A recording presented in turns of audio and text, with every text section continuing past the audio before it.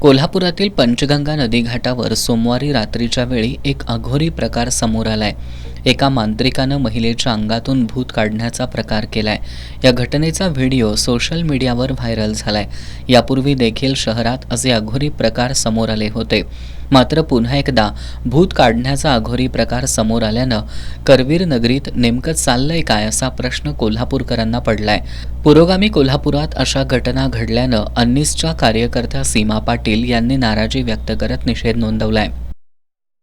काल कोल्हापूरमध्ये पंचगंगा घाटावरती भूत काढण्याचा अघोरी प्रयोग झाल्याचा व्हिडिओ व्हायरल झाला आणि अक्षरशः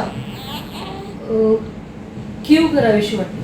कारण ज्या पुरोगामी महाराष्ट्रातल्या सगळ्यात जास्त पुरोगामी असलेल्या शाहू महाराजांच्या कोल्हापूर शहरामध्ये असं घडतं हे खूप लांछनास्पद आहे।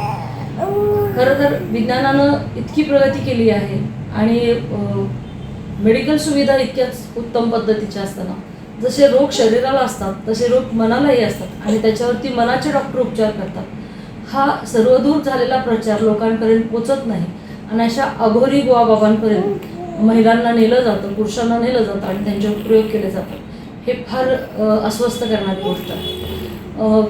खरं तर जादूटोण्याचा कायदा इतक्या प्रखर पद्धतीनं राबवून सुद्धा आज हे प्रयोग दिसतात। याच्या पाठीमागं शासन व्यवस्था आणि प्रशासकीय व्यवस्था ही तितकीच जबाबदार आहे। कारण कायद्याचं उल्लंघन करणाऱ्या या जमातीला जर कठोर शिक्षा झाल्या तर असे गुन्हे अजिबात घडणार नाही, पण हे मात्र केलं जात नाही।